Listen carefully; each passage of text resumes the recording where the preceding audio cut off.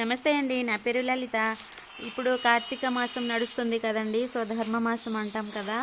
ఈ నెలలో తులసమ్మ దగ్గర అయితే చక్కగా పూజ అయితే చేసుకుంటాము.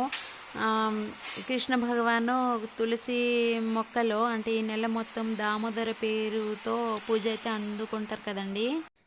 యాక్చువల్లీ ఒక్క దామోదర కాదండి, రాధా దామోదర అని మనము దేవుడికి పూజ అయితే చేసుకోవాలి. నేను తులసమ్మ పూజ అయ్యాక తులసమ్మ దగ్గర కూర్చొని కార్తీక పురాణం అయితే చదువుతానండి. పురాణంలో స్వయంగా విష్ణుమూర్తి చెప్పింది నేను ఇప్పుడు మీకు చెప్తానండి.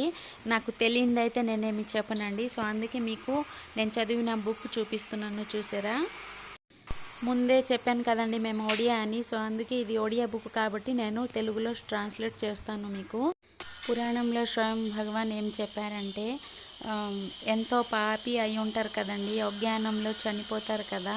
సో చనిపోయిన తర్వాత ఆ మృతపిండాన్ని దగ్ధం సమయంలో అండి ఈ తులసి అమ్మ ఎప్పుడైతే నారాయణ అయిపోతారు కదా, నారాయణ అంటే ఎండిపోయి ఉంటారు కదండి, మృతపిండ పైన నారాయణ అయిపోయిన చెట్టుని తీసుకువెళ్ళి వేసి చితి కాలిస్తే చనిపోయిన వారి ఆత్మకి పుణ్యం దక్కుతుంది అంట. అలాగే తులసి ఆకుని ఎప్పుడు తీయకూడదు అనేది కూడా స్పష్టంగా చెప్పారండి. ద్వాదశి, చతుర్దశి, సూర్యగ్రహణం, చంద్రగ్రహణము, అలాగే సంక్రాంతి రోజున అయితే తులసి దళం కానీ తులసి ఆకుని కానీ చెట్టు నుంచి తెంపకూడదు. అలాగే తులసి దళం తీసేటప్పుడు మన గోరు అయితే తగలకూడదండి. అలా తగిలితే స్వయం కృష్ణమూర్తికి అంటే బాధ కలుగుతుందంట. ఆ విషయం ఇందులో స్పష్టంగా చెప్పారండి.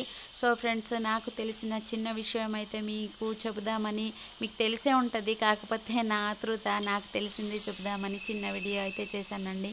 ఇందులో నేను చెప్పిన దాంట్లో ఏమైనా అంటే నా భాషలో వర్డ్స్లో తప్పు ఉంటే సారీ.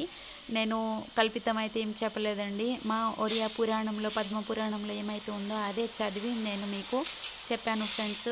సో వీడియో నచ్చితే వీడియోకి ఒక లైక్ ఇవ్వండి. ఇంకా నలుగురికి అందుతుంది అనే ఆశతోని మీకు లైక్ అయితే అడుగుతున్నానండి. నా ఇంట్లో శ్రీమద్ భాగవత పురాణం కూడా ఉంది, నేను అది కూడా చదువుతుంటాను. నా ఛానల్ ద్వారా ఎంతో కొంత ఇన్ఫర్మేషన్ ఇచ్చాను అనుకుంటున్నానండి. Thank you.